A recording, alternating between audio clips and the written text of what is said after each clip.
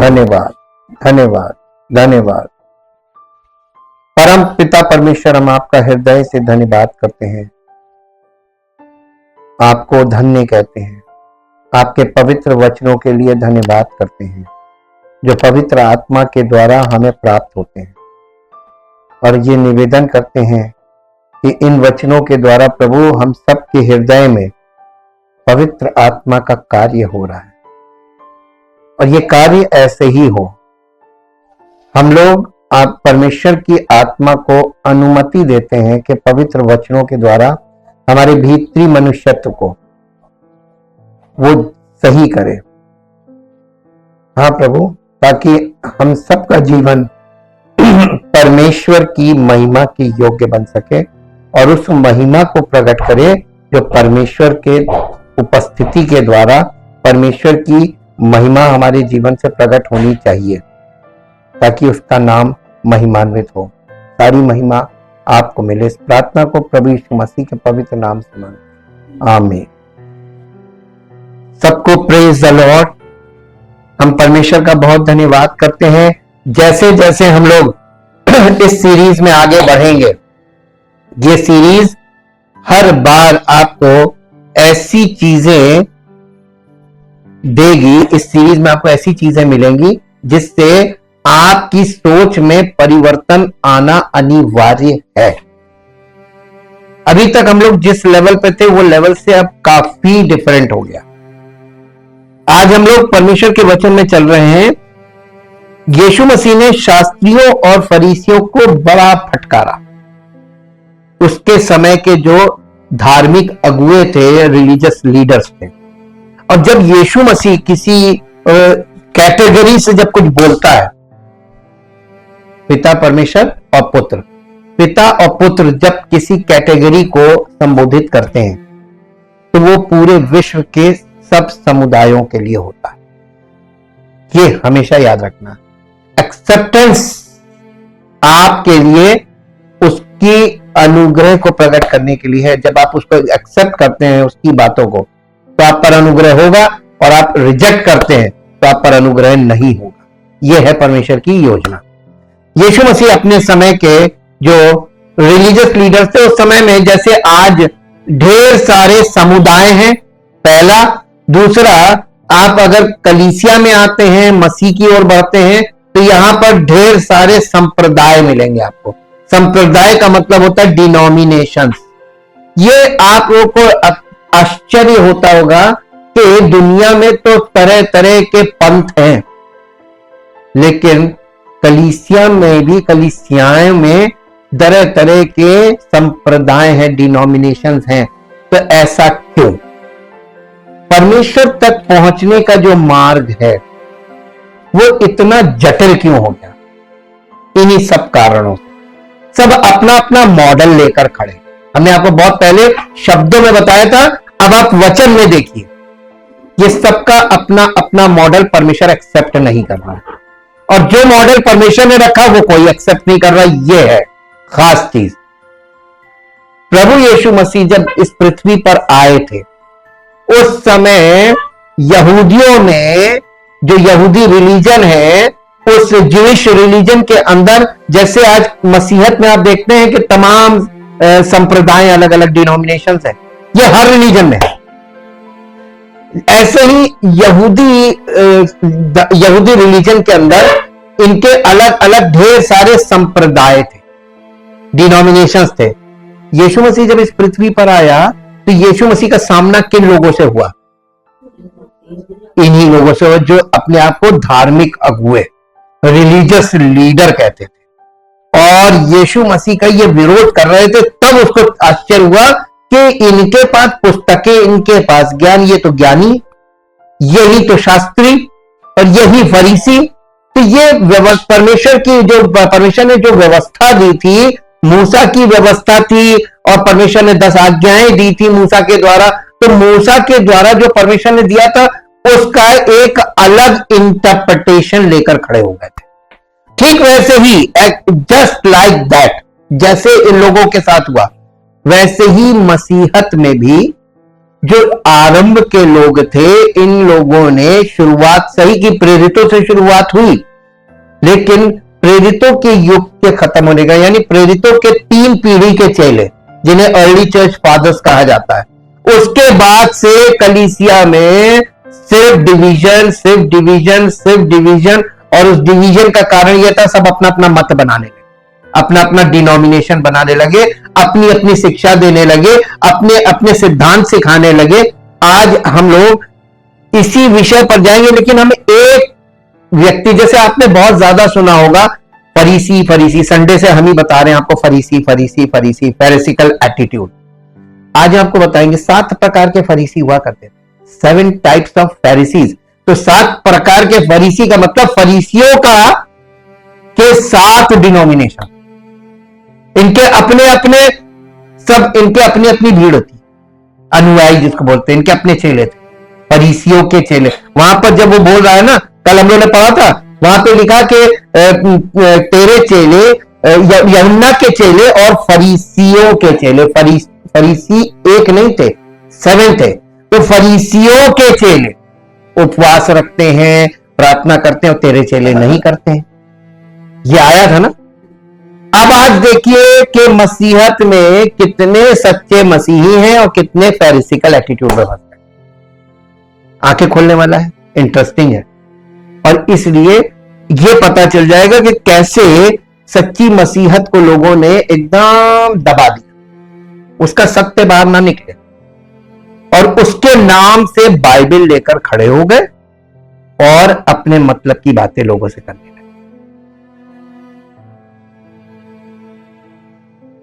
यीशु ने शास्त्रियों और फरीसियों को फटकारा।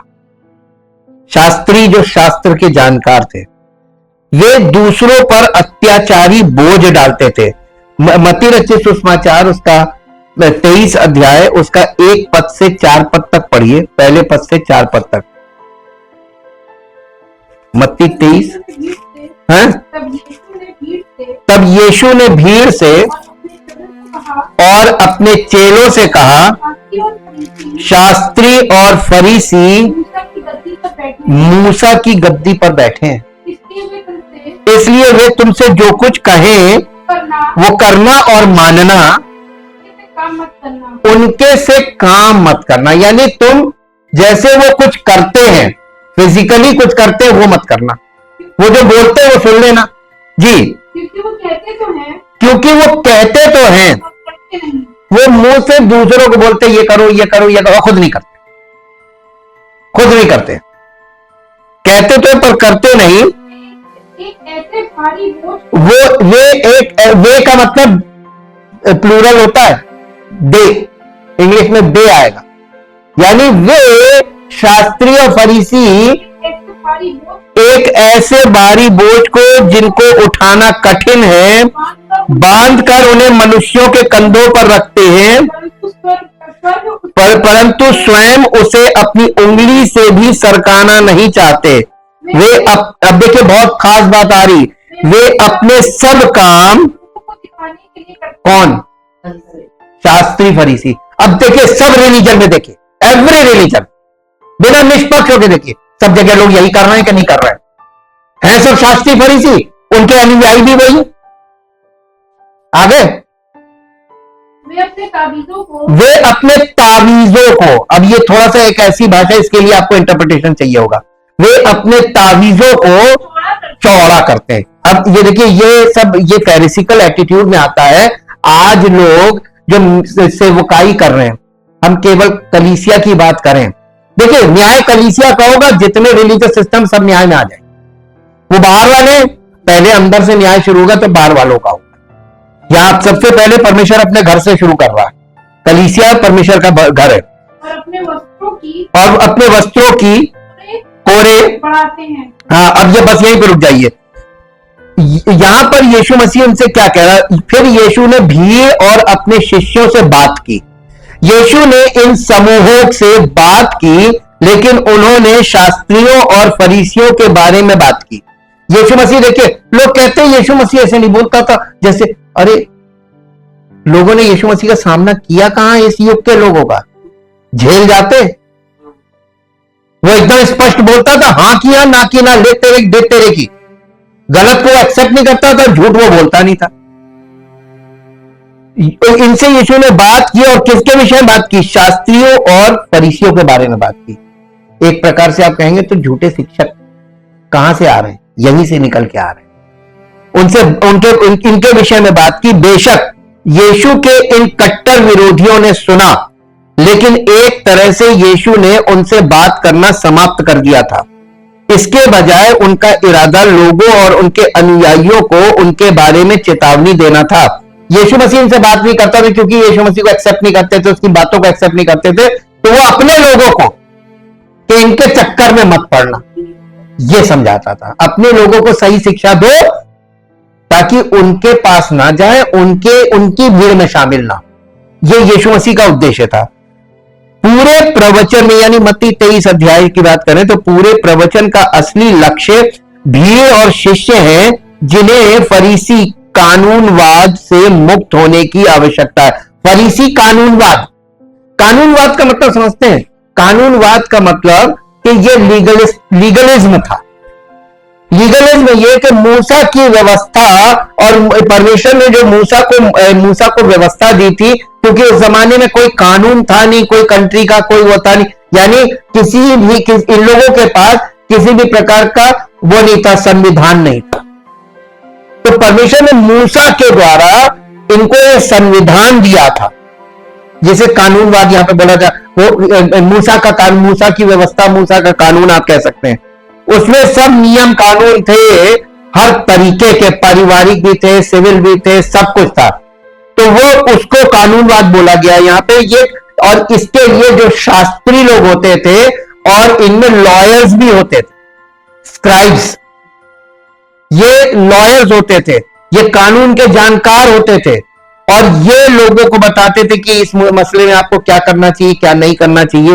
ये क्योंकि मूसा की व्यवस्था, ये मूसा की व्यवस्था के अनुसार, तो ये कानूनवाद से मुक्त होने की आवश्यकता। यीशु मसीह जब आया तो वो इनको, इन लोगों के चुंगल से निकालना चाह रहा था।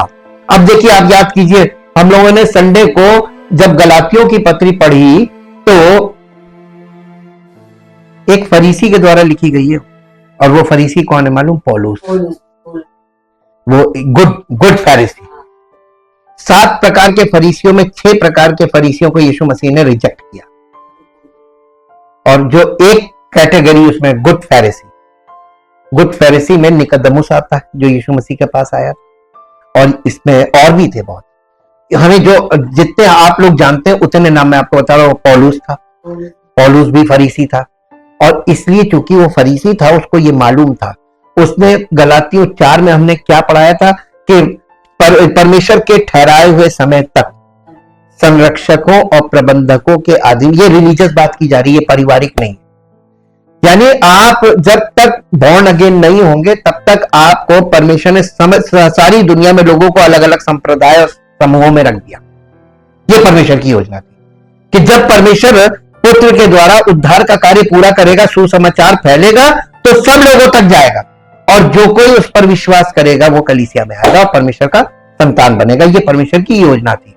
लेकिन परमेश्वर को ये मालूम था कि ये योजना इतनी सरलता से चलने वाली है नहीं, इसलिए क्योंकि ये इसके जो बीच में जो रिलीजियस लीडर्स है ना, संरक्षक और प्रबंधक, ये यही है। इन लोगों ने क्या किया? किसी को परमेश्वर तक पहुंचने के बजाय सबको अपने कब्जे में कर लिया। इसके विषय में यीशु मसीह ने एक दृष्टांत भी बोला था कि उसने अपने लोगों के फल लेने के लिए भेजा, हम लोगों ने पढ़ा था ना, और उसने उतने लोगों को भेजा, अपने सेवकों को भेजा, उन्होंने किसी को मारा पीटा सबके साथ, फिर अंत में उसने वारिस को भेजा। वो कौन था? पुत्र। उसको उन्होंने मार दिया कि ये सारी पब्लिक अपने कब्जे में कर लो। ये रिलीजियस लीडर की यीशु मसीह से आज से नहीं, आरंभ से ये विरोध है। इसे खत्म करो और सारे लोगों को अपने कब्जे में लो, ये सिस्टम है। और इसलिए यीशु मसीह से इनकी पटरी कभी नहीं खाई, और क्योंकि वो उनका उद्देश्य ही अलग है इस कार्य को करने का जो वो कर रहे हैं। शायद 1 साल पहले यीशु ने फरीसियों की निंदा करना शुरू कर दिया था। मत्ती 15 अध्याय में आइए, मत्ती 15 अध्याय, मत्ती का 15 अध्याय, 15 अध्याय का 7 पद पढ़िए। हे कपटियों, ये फरीसी और शास्त्री को बोल रहा है, हे कपटियों, यशायाह ने तुम्हारे विषय में ये भविष्यवाणी ठीक ही की है। ये लोग होठों से तो मेरा आदर करते हैं, पर उनका मन खुद से दूर रहता है। अब आप देखिए, आप कहीं पर भी जाते हैं रिलीजियस प्लेस में, आप मुंह से जो कुछ कर रहे हैं, शरीर से कर रहे हैं, लेकिन आपका दिल वहां पर नहीं, दिल से नहीं कर रहे।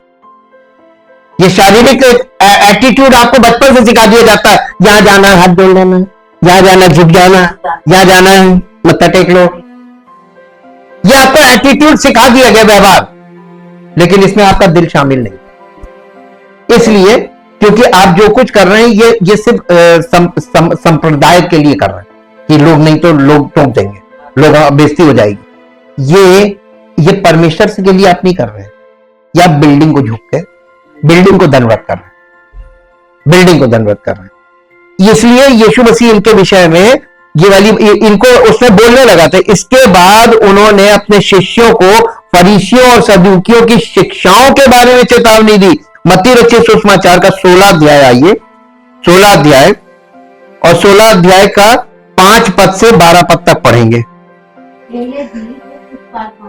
केले झील के उस पार पहुंचे, पर वे रोटी लेना भूल गए। यीशु ने उनसे कहा, देखो, फरीसियों और सदूकियों के खमीर से सावधान रहना। ये आपस में विचार करने लगे का मतलब चर्चा करने लगे आपस में, खुश जी, हम रोटी नहीं लाए। देखिए, इंसान हमेशा खाने पीने की बात करता है। यीशु मसीह कोई भी बात बोलता था तो सीधे वो खाने पीने पे आ जाते जी, इसलिए वो ऐसा कहता है। हम रोटी लेना भूल गए, इसलिए वो ऐसा कहता है। ये जानकर यीशु ने उनसे कहा, हे अल्प विश्वासियों, तुम आपस में क्यों विचार करते हो कि हमारे पास रोटी नहीं है। मालूम, 1 मिनट रुक जाइए, जिंदगी की रोटी तो उनके साथ थी, जीवन की रोटी तो वही है। अब 1 मिनट सुनिएगा, इसका एक और अंश ले लीजिए। जो काम परमेश्वर का वचन हमारे अंदर जाता है और हमारी आत्मा को तृप्त करता है, बल देता है, जीवन देता है, रोटी, ये वचन रोटी है आत्मिक, और वैसे ही शारीरिक रोटी है जो हमारे शरीर में जाती है, हमको बल देती है, जीवन देती है, सामर्थ्य देती है। ठीक वैसी रोटी 2 है, शारीरिक रोटी भोजन है, और आत्मिक रोटी आत्मा का भोजन है, वो है वचन। यीशु मसीह यहां पर इन चीजों को डिफाइन कर रहा है जी। तुम आपस में क्यों विचार करते हो कि हमारे पास रोटी नहीं है। क्या तुम अब तक नहीं समझे? क्या तुम्हें उन 5,000 की 5 रोटियां स्मरण नहीं, और ना ये कि तुमने कितनी टोकरियां उठाई थी,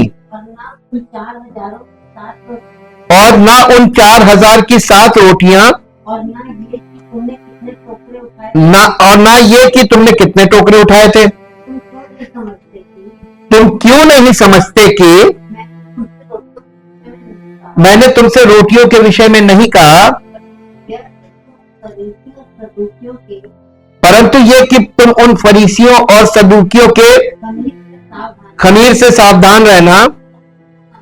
तब उनको समझ में आया कि उसने रोटी के खमीर से नहीं, पर फरीसियों और सदूकियों की शिक्षा से सावधान रहने को कहा था। अब आप एक बात बताइए, आप इस तरीके की रिलीजियस टीचिंग से कैसे सावधान रह सकते हैं जो यीशु मसीह तक नहीं पहुंचाती है? वो बिना पवित्र आत्मा के है ना, पवित्र आत्मा के साथ द्वारा नहीं है, क्योंकि पवित्र आत्मा वो बातें ही नहीं करेगा। पवित्र आत्मा आपको, यीशु मसीह आपसे क्या बातें करेगा ये आपको समझना है, और तब आपको समझ में आएगा कि ये वाली बातें जो नहीं कर रहा है वो मसीह का सेवक नहीं है। ये यहां पर अब उनकी चेतावनी और निंदा सार्वजनिक है। यीशु मसीह ने उनकी चेतावनी यानी यीशु मसीह की जो चेतावनी और निंदा थी उनके लिए अब वो सार्वजनिक हो गई। अब तो पूरी दुनिया में सबको मालूम होना चाहिए, लेकिन लोग चूंकि बाइबल पढ़ते नहीं है और सही व्यक्ति की सुनते नहीं, इसलिए लोगों को नहीं पता चलता है। जो हिब्रू में जो व्यवस्था लिखी हुई है, तालमुड बोलते हैं उसको, तालमुड में 7 विभिन्न प्रकार के फरीसियों का वर्णन किया गया है। इनमें से 6 बुरे थे, जो हमने आपको बताया तो वही बात है, 6 बुरे थे। पहला है कंधे वाला फरीसी। ऐसे फरीसी होते जिनको कहते थे शोल्डर फरीसी। अब इस शोल्डर फरीसी कौन होते हैं? कंधे वाला फरीसी, जिसने अपने सभी अच्छे कामों और धार्मिकता को सबके सामने अपने कंधे पर पहन रखा। ये यहां पर बैजेस लगाए रहते थे, कितने लोगों को इन्होंने चंगा किया है, कितने लोगों को दुष्ट आत्माएं निकाली हैं, कितने लोगों के लिए जितने काम ये लोग देखते, जो रिलीजियस वर्क होते हैं ना, उसमें सब वो अपने सब लोगों को काउंट करके यहां पर कंधे पे लगा लिया। ये शोल्डर फरीसी कि लोग देखें, आ रहे भैया, वो आ रहे हैं, अरे ये पहुंचे हुए हैं, इन्होंने देखो कितने किए हैं। जैसे सेना के यहां मेडल्स लगे होते हैं ना, मेडल से पता चलता है कि इसने कितनी लड़ाइयां जीती, कितना वो। ये खास चीज देखिए आप, शोल्डर फरीसी, सॉरी, ये शोल्डर कंधे वाला फरीसी। हाँ, ये एक होते थे कंधे वाला फरीसी। वो ये कंधे पर अपने ये लगा रहते थे, जैसे दारोगा के यहाँ 2 स्टार 3 स्टार होते हैं ना, पता चलता है ये सीनियर। ऐसे अपने आप को सीनियर, हमसे बड़ा कोई नहीं है, और ये इनमें घमंड बहुत होता था। वो फरीसी जो हमेशा अच्छे काम करने का इरादा रखता था, लेकिन उन्हें करने का कारण हमेशा बाद में ढूंढ लेता था, अभी नहीं। यानी इसको कहते हैं wait a minute phase, 1 minute रुको। जब आप उनसे कुछ बोलेंगे, हमको ये सब, रुक जाओ, वो आपकी नहीं सुनेंगे, वो आप अपने हिसाब से वो दूसरा तरीका ढूंढेंगे, तब वो बात करेंगे। ये फिर था चोट खाया हुआ या खून बहता हुआ फरीसी। अब आप कहेंगे ये कौन सा है? ये मालूम कौन सा है? जो इतना पवित्र था कि वो सार्वजनिक रूप से देखी गई किसी भी महिला से अपना सिर फेर लेता था, और इसलिए लगातार चीजों से टकराता और ठोकर खाता था, जिससे वो खुद घायल हो जाता था। महिलाओं को देखना नहीं है, महिला को देखते ही वो इधर उधर यूं करता था, उसके दीवार में टकरा गया कहीं तो वो चोटें लगती थी, वो घायल हो जाता था, खून बहता था। ये बहुत पवित्र वाला होता था। मजा आ रहा है ना? ऐसे फरीसी हुआ करते थे, और इनके अपने फॉलोअर्स भी वैसे ही होते थे, यही शिक्षाएं थी इनकी। और ये कहलाता था चोट वाला फरीसी, चोट खाया हुआ या खून बहता हुआ, ब्लीडिंग। हाँ, कुबड़ा फरीसी, एक और होता था कुबड़ा फरीसी। अब कहेंगे ये कुबड़ा फरीसी? हाँ, जो इतना विनम्र था कि वो झुककर चलता था और मुश्किल से अपने पैर उठाता था, इसलिए हर कोई उसे देख सकता था कि वो कितना विनम्र, यानी इतना लगता था हम्बल है, इतना झुक गए। ये डिसऑर्डर्स नहीं लग रहे हैं आपको? तरीके के डिसऑर्डर्स। और आज देखिए रिलीजियस लीडर्स में इस तरीके के डिसऑर्डर्स होते हैं, ये अंश आ रहा है। इतना झुके, यानी आप अपने आप को दीन और नम्र प्रकट करने की कोशिश करें, और है नहीं, होते नहीं थे, अंदर से बहुत कड़क होते थे। हमेशा गिनने वाला फरीसी, जो हमेशा अपने अच्छे कामों को गिनता रहता था और मानता था कि उसने जो भी अच्छे काम किए उनके लिए वो परमेश्वर को कर्जदार बना रहा है, कि मैंने इतने बढ़िया इतने काम कर दिए हैं कि अब परमेश्वर मेरा कर्जदार। वाह, कैसे कैसे होते थे ना। यीशु मसीह ने क्यों इनको बोला? आज ये रिलीजियस लीडर अच्छे रूप में आपके सामने प्रकट हो जाते हैं, आपको पता नहीं चलता। ये एक्चुअली इनकी जो डॉक्ट्रिन है, सिद्धांत, शिक्षा का सिद्धांत, वो ये है जो इनका व्यवहार दिखा रहा है। भयभीत फरीसी, जो भलाई करता था क्योंकि वो भयभीत था कि यदि वो ऐसा नहीं करेगा तो परमेश्वर उसे दंड दे। लो, भयभीत फरीसी, डरा हुआ। परमेश्वर का भय मानने वाला फरीसी, जो वास्तव में परमेश्वर से प्रेम करता था और अपने प्रिय परमेश्वर को प्रसन्न करने के लिए अच्छे काम करता था, जैसे कि पौलुस, निकोदेमुस, ये वो वाले फरीसी थे। ये 7वें नंबर पे जो अच्छे थे। और इसीलिए यीशु मसीह ने लोगों को बोला कि जो कुछ वे तुम्हें करने को कहे वही करो, लेकिन यीशु ने कहा कि शास्त्रियों और फरीसियों का आदर किया जाना चाहिए उनके आचरण के कारण नहीं, बल्कि इसलिए कि वे मूसा की गद्दी पर बैठे। अब आपको यह चीज समझनी पड़ेगी, मूसा की गद्दी, उनका आदर किया जाना चाहिए क्योंकि वे परमेश्वर द्वारा नियुक्त अधिकार का पद धारण करते हैं। अब इसमें है आपको कुछ चीजें समझने के, इन दुष्ट लोगों के कारण परमेश्वर का नियम तुम्हारे बीच अपना अधिकार ना खो दे। प्रभु यीशु मसीह ने इनको इसीलिए डांटा था क्योंकि परमेश्वर का पुत्र के द्वारा परमेश्वर का अधिकार लोगों पे आ गया। उसने पुत्र का बलिदान देकर लोगों को खरीद लिया। अब ये लोग क्या कर रहे थे, ये अपने नियमों में उनको बांध के रखे हुए थे, और ये चीज परमेश्वर के यानी पुत्र ने इन चीजों को छोड़ यानी उनको फ्री करने को बोला। मूसा का आसन, आराधनालयों में सामने की ओर एक पत्थर का आसन होता था जहां आधिकारिक शिक्षक बैठता था। यहूदी शिक्षक के आसन के बारे में उसी तरह बात करते थे जैसे हम प्रोफेसर की कुर्सी के बारे में बात करते हैं। एक प्रोफेसर की कुर्सी होती है, एक जज की कुर्सी होती है, ये एक ऐसी सीट होती है जिसपे आम आदमी बैठ नहीं सकता।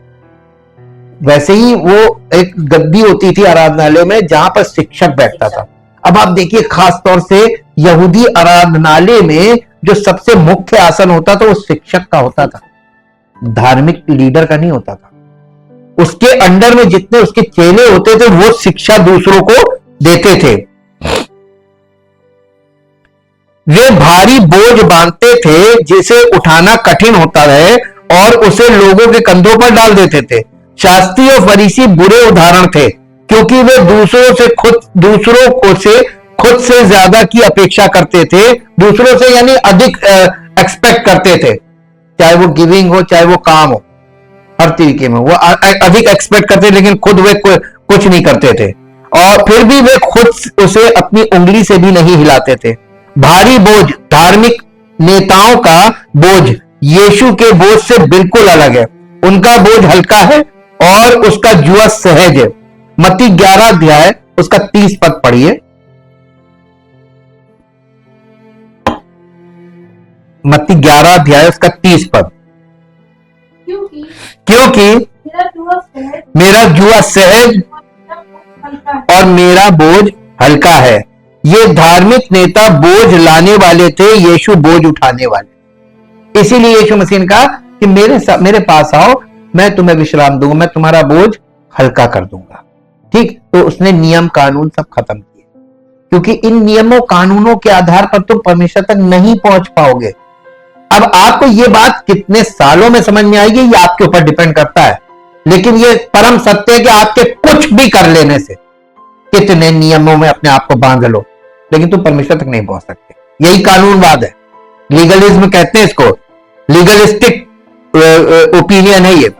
इन धार्मिक नेताओं के खिलाफ पहला आरोप आज के कई धार्मिक नेताओं पर लागू हो सकता है। कई लोग इस तरह सिखाते हैं मानो मसीहत का सार पालन करने के लिए बोझिल नियमों का एक सेट हो। देखिए, मसीहत में भी आपको एक चीज देखने को मिलती है कि ऐसे उन्होंने नियमों के एक सेट बना रखे हैं, पैकेज। आप ये करिए, ये करिए, ये करिए, ये करिए, बस आप कलीसिया में रहिए और ये करिए, ये करिए, नियम बता दिया। आप पानी का बपतिस्मा ले लो, आप यहाँ पर एकदम परमानेंटली मेंबर बन जाओ, और आप ये करो, आप ये करो, आप ये करो, कुछ नियम बता दिए कि आपको ये नियम का पालन करते रहना, अब आप हो गए, आप परमेश्वर में आ गए। ये गलत है। नियमों से कोई परमेश्वर तक नहीं पहुंच सकता। इस बात की यही पौलुस की वो थी कि तुम नियमों के आधार, व्यवस्था के आधार पर परमेश्वर तक कोई धर्मी नहीं ठहरेगा। परमेश्वर के सामने व्यवस्था लेकर खड़े रहोगे, तुम कभी धर्मी, परमेश्वर तुम्हें एक्सेप्ट ही नहीं करेगा। आरंभिक कलीसिया ने इस विधिवाद को अस्वीकार कर दिया जब उसने जोर देकर कहा कि मूसा के कानून का पालन करना मसीही जीवन का आधार नहीं है। प्रेरितों के काम 15 अध्याय निकालिए, प्रेरितों के काम 15 अध्याय उसका 10 पद पढ़िए।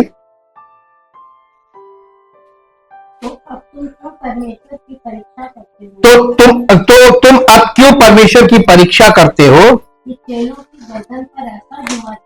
कि चेलों की गर्दन पर ऐसा जुआ रखो जिसे ना हमारे बाप दादे उठा सके थे और ना हम उठा सकते हैं। हाँ, हमारा ये निश्चय है कि जिस रीति से वे प्रभु यीशु के अनुग्रह से उद्धार पाएंगे, उसी रीति से हम भी पाएंगे। यानी जैसे हमें उद्धार मिला वैसे ही मिलेगा, बिना कुछ किए, विदाउट एनी वर्क। हमने कोई धर्म का काम नहीं किया, हमने तो परमेश्वर के धर्म के काम के आधार पर, जो उसने अपने पुत्र को हमारे पापों के लिए बलि किया, उस आधार पर हमको धर्मी ठहराया गया, हमको धार्मिकता मिली। हमारी धार्मिकता यीशु मसीह की धार्मिकता है। वे अपना काम लोगों को दिखाने के लिए करते हैं और वे लोगों की प्रशंसा के लिए जीते हैं। यानी रिलीजियस लीडर्स की खास चीज मालूम है, उनकी दुखती नस, लोगों में उनको इज्जत मिले, उनकी इज्जत में कमी ना हो। बस वो सारे काम लोगों को दिखाने के लिए करते हैं। रिचुअल्स, जितने रिचुअल्स है, कोई चीज दिखावे की है नहीं। आप परमेश्वर के साथ हमारा संबंध गुप्त होना चाहिए, कि सड़कों के किनारे होना चाहिए, पब्लिक में होना चाहिए, कि जहां सब लोग हो तब हम दिखाएं कि हम कितना देते हैं और हम कितना, हमारा नाम आए कि हमने ये दिया। यीशु मसीह ने बोला था ना कि लोगों को दिखाने के लिए धर्म के काम ना करना, तुम परमेश्वर पिता से कुछ भी फल ना पाओगे। और ये जितना दिखावा आज हो रहा है, उनको परमेश्वर पिता से कुछ नहीं मिलता। उसने अपना हाथ खींच लिया, क्योंकि तुम लोगों को दिखाने के लिए कर रहे हो, प्रशंसा मिली, यही तुम्हारा भाग है। जिसको चाहिए वो करे। परंतु वे अपने सब काम मनुष्यों को दिखाने के लिए करते हैं। वे अपने तावीजों को चौड़ा करते और अपने वस्त्रों के किनारों को बड़ा करते। वे जेवनारों यानी जो पार्टीज होती हैं, शादी विवाह वगैरह वगैरह, जेवनारों में मुख्य मुख्य स्थान, आराधनालयों में मुख्य मुख्य आसन, बाजारों में नमस्कार और मनुष्यों द्वारा रब्बी कहलाना पसंद करते हैं। परंतु तुम रब्बी ना कहलाना, तुम रब्बी ना कहलाना, क्योंकि तुम्हारा एक ही गुरु है अर्थात मसीह, और तुम सब भाई हो। पृथ्वी पर किसी को अपना पिता ना कहना, क्योंकि तुम्हारा एक ही पिता जो स्वर्ग में है, और गुरु ना कहलाना, क्योंकि तुम्हारा एक ही गुरु अर्थात मसीह। वे अपने सारे काम लोगों को दिखाने के लिए करते हैं। धार्मिक नेता अपने धार्मिक कार्यों का प्रचार करने के दोषी थे। अपने धार्मिक कार्यों का प्रचार करते थे। यीशु मसीह ने अपने कामों का प्रचार किया, कि परमेश्वर के प्रेम का और अनुग्रह का प्रचार किया, छुटकारे का प्रचार किया, उद्धार का, चंगाई का प्रचार किया। और ये लोग अपने धार्मिक कामों का प्रचार करते हैं। मैंने ये किया, मैं ऐसे कर सकता हूं, मैं ये कर सकता हूं, मैं ये यहां पर देखिए, इसीलिए परमेश्वर इनको एक्सेप्ट नहीं करता। उन्होंने उस धार्मिक भावना को अपनाया जिसके खिलाफ यीशु ने पहाड़ी उपदेश में बात की थी। मत्ती 6 अध्याय और उसका 6 अध्याय का 1 पद से 6 पद तक पढ़ेंगे। सावधान रहो, तुम मनुष्यों को दिखाने के लिए अपने धर्म के काम ना करो। लेकिन हमारे देश में तो अफसोस, सारे काम दिखाने ही के लिए होते हैं जी। नहीं तो अपने स्वर्गीय पिता से कुछ भी फल ना पाओगे। इसलिए जब तू दान करे, अपने आगे तुरही ना बजवा, जैसे कपटी। ये कपटी किसको बोलना मालूम? शास्त्री फरीसियों को। कपटी सभाओं और गलियों में करते हैं ताकि लोग उनकी बड़ाई करें। मैं तुमसे सच सच कहता हूं, क्या मेरा प्रतिफल?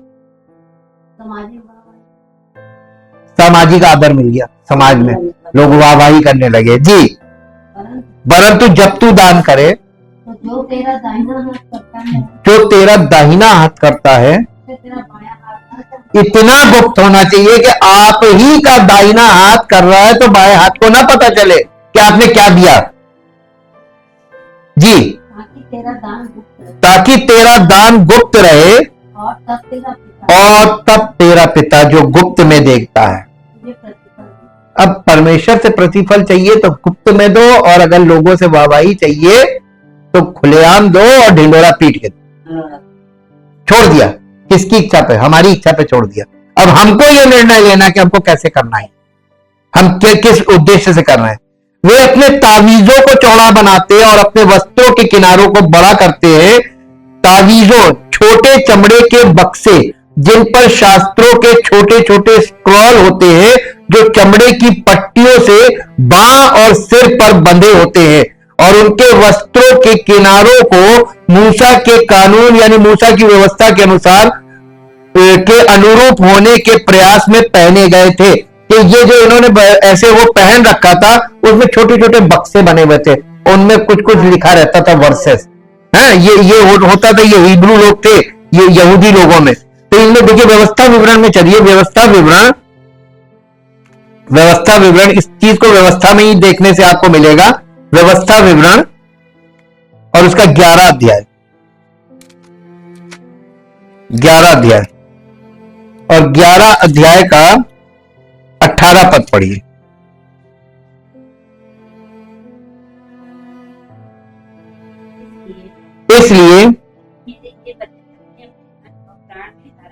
इसलिए तुम मेरे ये वचन अपने अपने मन और प्राण में धारण किए रखना, और चिन्ह के रूप में अपने हाथों पर बांधना,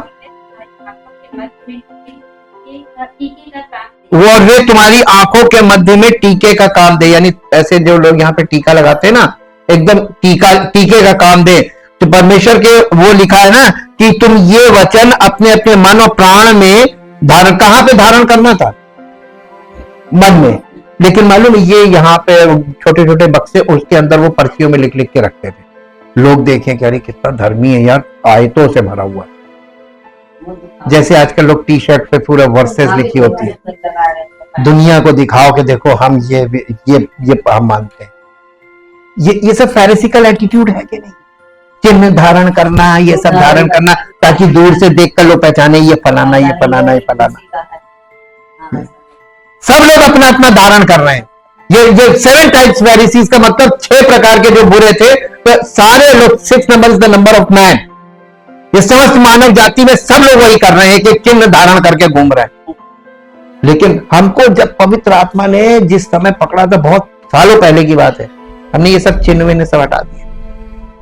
हमारी जिंदगी पवित्र आत्मा के फल, ये सबसे बड़ा चिन्ह है। हमें कुछ शरीर पे नहीं धारण करना है दुनिया को दिखाने के लिए कि हम झूठी बड़ाई के लिए करें। ये सब झूठी बड़ाई के लिए होते हैं। और उनके वस्त्र देखिए होते थे, चमड़े की पट्टियां बांह और सिर पर बंधे होते हैं, और उनके वस्त्रों के किनारों को मूसा के कानून के अनुसार। एक और पद निकाल लीजिए, गिनती की पुस्तक 15 अध्याय, गिनती की पुस्तक 15 अध्याय, 15 अध्याय और 15 अध्याय का 38, 39 और 40 3 पद पढ़ेंगे।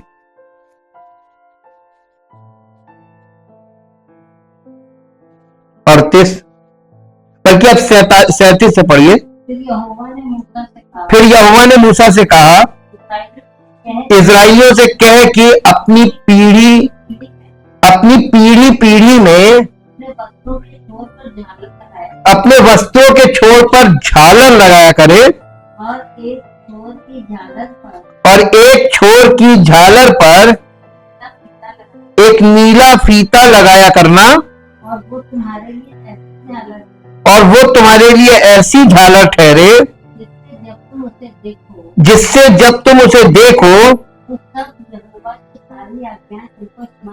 तब जब तुम उसे देखो तब यहोवा की सारी आज्ञाएं तुमको स्मरण आ जाए, और तुम उनका पालन करो, और तुम अपने अपने मन और अपनी अपनी दृष्टि के वश में होकर व्यभिचार ना करते फिरो जैसे करते आए हो, परंतु तुम यहोवा की सब आज्ञाओं को स्मरण करके उनका पालन करो और अपने परमेश्वर के लिए पवित्र बनो। तो परमेश्वर के लिए पवित्र ऐसे बना जाता है कि ऐसे ऐसे सब अपने आप को ऐसा ढक लिया। वो मन में धारण, बार बार लिखा, मन में धारण करना, मन में धारण करना, ध्यान रखना। और वो झालर इसलिए बताई थी, ये अब आपको बताते हैं इस झालर का।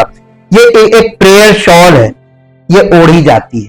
यहूदी रिलीजियस लीडर्स जो होते हैं वो ये प्रेयर शॉल को ओढ़ते हैं, और इस प्रेयर शॉल को यीशु मसीह के जो पहनावा था उसमें भी ये झालर थी।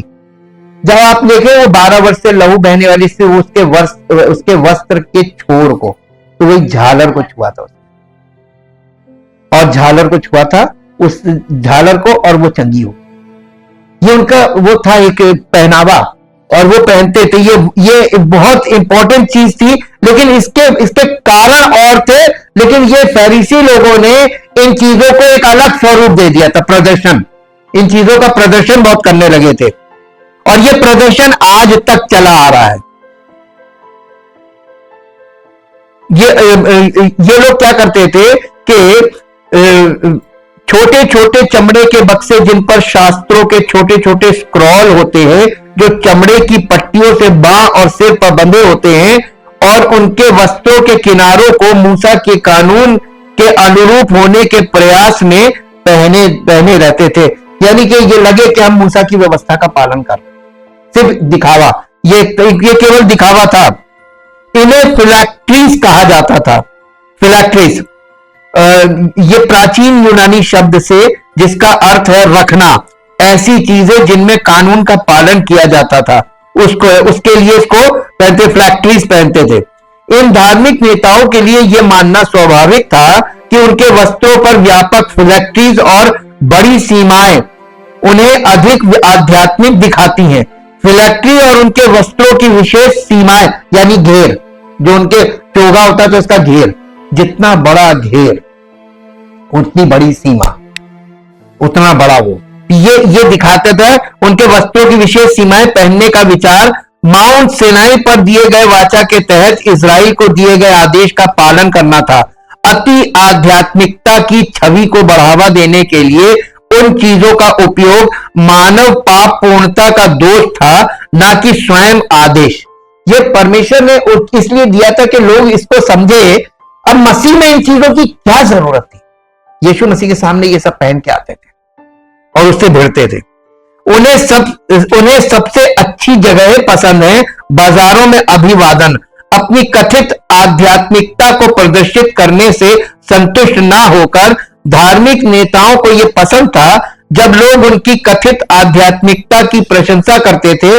वे भोज और आराधनालय में सम्मान की सीटों की लालसा रखते थे और उन्हें रब्बी और फादर जैसी सम्मानजनक उपाधियां पसंद थीं। इसलिए प्रेम शब्द पर जोर दिया जाना चाहिए। वे अभिवादन स्वीकार कर सकते हैं और ऊपरी कमरे यदि उन्हें नागरिक व्यवस्था बनाए रखने के लिए उनके अधिकार के रूप में पेश किए जाते हैं, लेकिन उन्हें प्रभावित नहीं कर सकते हैं। लेकिन तुम रब्बी ना कहलाना, क्योंकि तुम्हारा एक ही गुरु है मसीह, और तुम सब भाई हो। तुम्हारा एक ही गुरु मसीह, तुम सब आपस में भाई हो। और आज बताइए, आप कलीसिया में जाइए, assistant pastor, junior pastor, senior pastor, bishop, और ये उपाधियां कलीसिया में कहां से आ गई? मसीह में ये उपाधियां नहीं है, शुरू से नहीं है। प्रेरित थे सब भाई भाई, ब्रदरली लव, ये आज खत्म हो गया। और किसी को भी मांगे गए या प्राप्त किए गए शीर्षकों से दूसरों से ऊपर नहीं होना चाहिए। ये शीर्षक है, यानी आप कोई पद बना दो, वर्शिप पास्टर, बाइबल में नहीं है। तो ये मनुष्य के बनाए हुए है ना। यही शास्त्री फरीसी क्या करते थे, वो अलग से अपनी चीजें बना बना के जोड़ते थे और वो व्यवस्था को और बड़ा करते जा रहे थे। वही सेम चीज यहां पर हो रही है, यही समझना है।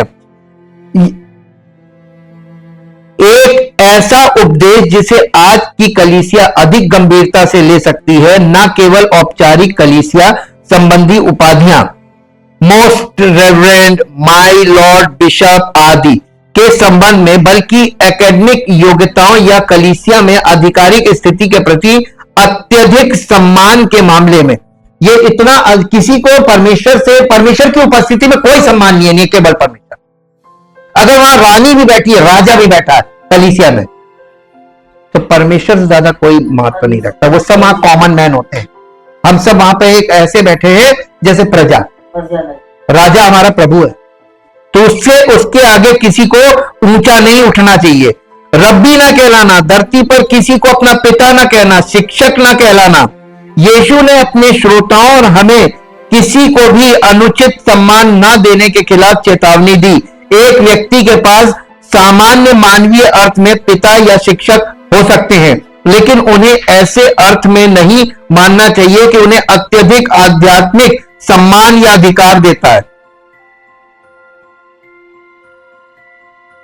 मसीह की कलीसिया में सभी उपाधियां और सम्मान जो लोगों को ऊंचा उठाते और गर्व का अवसर देते हैं यहां निषिद्ध हैं, यानी प्रोहिबिटेड, मना है। बाकी पवित्र शास्त्र से हम देख सकते हैं कि यीशु ने इसे पूर्ण निषेध के रूप में नहीं कहा था, बल्कि ऐसे हृदय से बात करना था जो ऐसे शिक्षकों से प्रेम करता है, उन्हें इकट्ठा करता है और उन्हें संजोता है। हम ये इसलिए जानते हैं क्योंकि पवित्र आत्मा की प्रेरणा से ईश्वरीय पुरुषों ने इनमें से कुछ शीर्षकों के साथ खुद को संबोधित किया। यीशु को रब्बी कहा गया। मत्ती 26 अध्याय उसका 25 पद पढ़िए। 26 अध्याय का 25 पद, मत्ती 26 अध्याय और उसका 25 पद। तब उसके पकड़वाने वाले यहूदा ने कहा, हे रब्बी, क्या वो मैं हूं? देखिए, रब्बी बोला ना, रब्बी का मतलब होता है टीचर फ्रॉम अबव, परमेश्वर की ओर से गुरु है। रब की ओर से आया है गुरु, हाँ, उसको रब्बी बोलते हैं। और इसके बाद 26 अध्याय का 49 वर्ष पढ़िए। और तुरंत यीशु के पास आकर कहा, हे रब्बी नमस्कार, हे रब्बी नमस्कार। और इसके बाद पहला यमुना रचित सुसमाचार पहला अध्याय, यमुना रचित सुसमाचार पहला अध्याय और उसका 38 पद पढ़िए। 38 वर्ष 38। यीशु ने मुड़कर उनको पीछे आते देखा और उनसे कहा, तुम किसकी खोज में हो? उन्होंने उससे कहा, हे रब्बी, अर्थात हे गुरु, तू कहाँ रहता है? उसने उनसे कहा, चलो तो देख लोगे। तब उन्होंने जाकर उसके रहने का स्थान देखा और उस दिन उसके साथ रहे। ये 10वें घंटे के लगभग था। यानी यीशु को उन्होंने क्या बोला? रब्बी बोला। लेकिन यीशु के लिए रब्बी ठीक था, क्योंकि वो he is teacher from above, वो परमेश्वर की ओर से गुरु होकर आया था। यूहन्ना 3 अध्याय का 26 पद पढ़िए। 3 अध्याय का 26 पद 26। और उन्होंने यूहन्ना के पास आकर उससे कहा, यहाँ पे देखिए, यूहन्ना बपतिस्मा देने वाला उससे आके कहा, हे रब्बी, जो व्यक्ति यरदन के पार तेरे साथ था और जिसकी तूने गवाही दी है, देख वो बपतिस्मा देता है और सब उसके पास आते हैं। यूहन्ना ने उत्तर दिया, जब तक मनुष्य को स्वर्ग से अधिकार ना दिया जाए तब तक वो कुछ नहीं पा सकता। हाँ, यानी उसने ये बताया, ये आके वो यूहन्ना बपतिस्मा देने वाले से कह रहा था कि जो व्यक्ति तेरे पास था, जिसकी तूने कहा, यानी यीशु मसीह के लिए बोल रहा था कि देखो वो बपतिस्मा दे रहा है, लोग उसके पास आ रहे हैं। तो उसने कहा कि जब तक उसको स्वर्ग से ना दिया जाए अधिकार, तब तक वो दे नहीं सकता। बपतिस्मा भी स्वर्ग से अधिकार दिया गया था उसको, इसीलिए वो दे रहा था। यहाँ पे ये चीज सीखिए कि उसको जिन लोगों को बपतिस्मा देने के लिए अधिकार दिया था, केवल उन्हीं लोगों को दे रहा था। और इसीलिए पौलुस ने आगे लिखा कि मुझे उसने बपतिस्मा देने के लिए नहीं, वरन सुसमाचार सुनाने के लिए भेजा। पौलुस ने भी उस अधिकार को पहले वो दे रहा था, लेकिन जब उसे पता चला ये अधिकार मुझे नहीं है, ये नहीं करना मुझे सुसमाचार, तो उसने वो बंद कर दिया। ये हम लोगों की शिक्षा के लिए सब बातें लिखी हुई हैं। पौलुस ने स्वयं को पिता कहा। पहला कुरिन्थियों 4 अध्याय, पहला कुरिन्थियों 4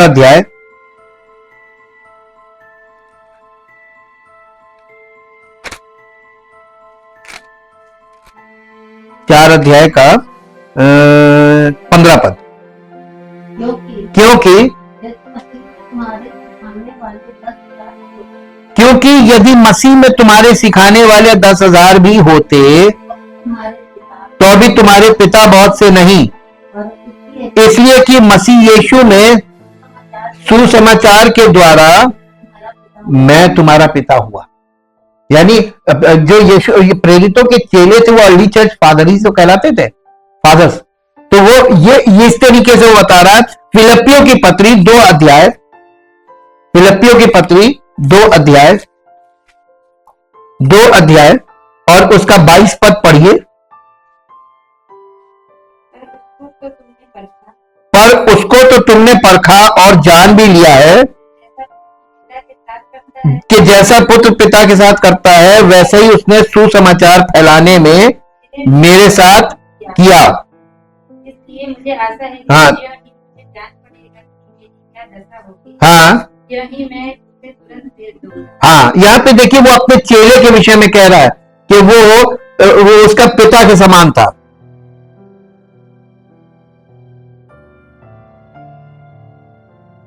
पौलुस ने अन्य मसीहों को अपनी संतान कहा।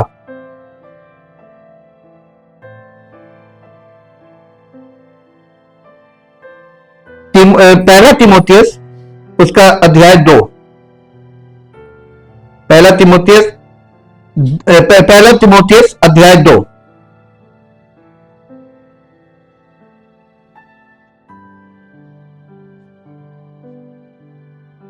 अध्याय 2, पहला तिमोथियस अध्याय 2 का 7 पद पढ़िए। 7, मैं सच कहता हूँ, मैं सच कहता हूं, झूठ नहीं बोलता कि मैं इसी उद्देश्य से प्रचारक और प्रेरित और अन्य जातियों के लिए और अन्य जातियों के लिए विश्वास और सत्य का उपदेश ठहराया विश्वास और सत्य का उपदेशक ठहराया गया। गया। उपदेशक यानी उनको सिखाने वाला, उनको चलाने वाला, सिखाने वाला, इंस्ट्रक्शंस देने वाला। और इसके साथ साथ दूसरा तिमोथियस पहला अध्याय, दूसरा तिमोथियस पहला अध्याय और उसका 11 पद पढ़िए। इसके लिए मैं प्रचारक और प्रेरित जिसके लिए मैं प्रचारक और प्रेरित उपदेशक ठहरा, और उपदेशक भी ठहरा। इस कारण मैं इस कारण मैं इन दुखों को भी उठाता दुखों को भी उठाता हूं पर लजाता नहीं, क्योंकि मैं जिस पर मैंने विश्वास किया है जानता हूं और मुझे निश्चय है कि वो मेरी धरोहर की उस दिन तक रखवाली कर सकता है। जी, और आगे लिखा है, जो खरी बातें मैंने तुझसे सुनी है उनको उस विश्वास और प्रेम के साथ जो मसीह यीशु में है अपना आदर्श बनाकर रख। यानी ये जो चीजें बताता था तो ये तिमोथियस को कह रहा है कि इन चीजों को तुम संभाल के रखना। पौलुस ने स्वयं को पिता कहा, पहला कुरिन्थियों, यानी ये तो हो गया। पौलुस ने स्वयं को शिक्षक कहा। यहां पर देखिए शिक्षक बोल रहा है, पहले उसने पिता कहा फिर शिक्षक कहा। जिस चीज को वो मना करता है वो है ऐसी उपाधियों का दिखावा करना और उनका पीछा करना, जैसे उस जमाने में लोग कर रहे थे रोम टिटुली, पूर्ण स्वामित्व या पैतृक पूर्ण शक्ति का प्रयोग। फिर भी आज भी इस आदेश को अक्सर अनदेखा किया जाता और इसका उल्लंघन किया जाता है। जिस तरह से लोग पैगंबर, प्रेरित, सबसे आदरणीय इत्यादि जैसे शीर्षक देते हैं और प्राप्त करते हैं और अपने आप को वो बड़े से बड़ी उपाधि दे रहे हैं आज कलीसियाओं में। ये नहीं होना चाहिए। ये अपेक्षित शिष्टाचार में भी देखा जाता है। परम पावन के चरणों में नतमस्तक होकर और उनके प्रेरितिक आशीर्वाद की प्रार्थना करते हुए मुझे परम पावन पिता परम पावन के प्रति गहरी श्रद्धा के साथ सबसे विनम्र और आज्ञाकारी सेवक और पुत्र और पुत्री होने का सम्मान प्राप्त है। इस तरीके से लोग बड़ा चढ़ा के खूब अलंकारिक वो करके किसी पास्टर के विषय में, किसी बिशप के विषय में जब इस तरीके की बातें कही जाती है ना, ये परमेश्वर को पसंद नहीं। और परमेश्वर की उपस्थिति में, भवन में, लोगों के बीच में ये नहीं होना चाहिए। हमें ये कहना चाहिए कि पुनर्जीवित मसीह अपने कलीसिया में उन लोगों से उतना ही नाराज है जो खुद के प्रति और अपने विचारों के प्रति निर्विवाद समर्पण की मांग करते हैं और दिखावटी धर्मनिष्ठा की प्रतिष्ठा को उसकी शिक्षाओं के प्रति ईश्वरीय समर्पण के साथ भ्रमित करते हैं, जितना कि वो किसी भी फरीसी के साथ था। यीशु का मार्ग सेवा और विनम्रता है, परंतु तुम में जो बड़ा हो वो तुम्हारा सेवक बने। जो कोई अपने आप को बड़ा बनाएगा वो छोटा किया जाएगा, और जो कोई अपने आप को छोटा बनाएगा वो बड़ा किया जाएगा। जो तुम में सबसे बड़ा है वो तुम्हारा सेवक होगा। आम तौर पर लोग महानता का अनुमान इस बात से लगाते हैं कि कितने लोग उनकी सेवा और सम्मान करते हैं। यीशु ने अपने अनुयायियों को याद दिलाया कि उनके राज्य में ये अलग होना चाहिए, और हमें महानता का अनुमान इस बात से लगाना चाहिए कि हम दूसरों की कितनी सेवा और सम्मान करते हैं। संक्षेप में कहें तो वर्तमान समय तक के अपने सभी उत्तराधिकारियों की तरह वे दूसरों के प्रति कठोर थे, लेकिन स्वयं के प्रति बहुत उदार थे। क्योंकि यीशु वास्तव में उनमें सबसे महान थे, इसलिए उन्होंने खुद को एक सेवक के रूप में बताया। ये दुर्भाग्यपूर्ण है कि यीशु के कई अनुयायी यीशु की शैली से ज्यादा शास्त्रियों और फरीसियों के नेतृत्व, दर्शन और शैली का अनुकरण करते हैं। जो कोई अपने आप को बड़ा बनाएगा वो छोटा किया जाएगा, और जो अपने आप को छोटा बनाएगा वो बड़ा किया जाएगा। ये वादा बिल्कुल सच है, लेकिन कभी कभी इसे केवल अनंत काल तक ही जाना जाता है। धार्मिक नेताओं पर आने वाली 8 विपत्तियां, ये हम लोग कल इसको देखेंगे। हम परमेश्वर का बहुत धन्यवाद करते हैं उसके पवित्र वचन के द्वारा। हम इन सब बातों को कि कैसा व्यवहार नहीं होना चाहिए, कैसा व्यवहार होना चाहिए, आज हमको सब गलत दिख रहा है, और फिर भी लोगों को नहीं समझ में आ रहा है। लोग सोच रहे कैसे सब सही चल रहा है। हम परमेश्वर की बहुत धन्यवाद करते हैं, उसके पवित्र वचनों का आदर करते हैं, और पवित्र आत्मा का धन्यवाद करते हैं कि वो इन वचनों को स्पष्ट कर रहा है, और मसीह का प्रकाश हमारे बीच में बढ़ रहा है, और हम उस ज्योति में, उस जीवन में जो ज्योतिर्मय जीवन है उसमें बढ़ रहे हैं। इसके लिए उसका धन्यवाद करें। परम पिता परमेश्वर, हम आपका बहुत धन्यवाद करते हैं। हम सबके हृदय में ये दिव्य ज्योति बढ़ने पाए, हम सबका जीवन मसीह की महिमा को प्रकट करने वाला हो। ये दिव्य ज्योति हमारे जीवन से प्रकट हो, ताकि प्रभु की महिमा हो, और सारी महिमा उस महान परमेश्वर की हो जिसने हमारे लिए अपने पुत्र को बलिदान किया, और उस पुत्र के द्वारा हमें उद्धार का मार्ग बना दिया। उसे हमारे लिए उद्धार का मार्ग बना दिया, और आज मसीह की देह वो उद्धार का मार्ग है जिसमें हम समर्पित होते हैं। नए सिरे से जन्म पाने के बाद से हम मसीह की देह में उद्धार के लिए जुट जाते हैं। हम उसकी मृत्यु की समानता में उसके साथ जुड़ गए, ताकि उसके जी उठने की समानता में भी उसके साथ जुट जाएं, ताकि उसकी महिमा प्रकट हो, उसका नाम महिमा पाए। सारी महिमा आपको मिले। इस प्रार्थना को प्रभु यीशु मसीह के नाम से मांगते हैं, आमीन। Praise the Lord.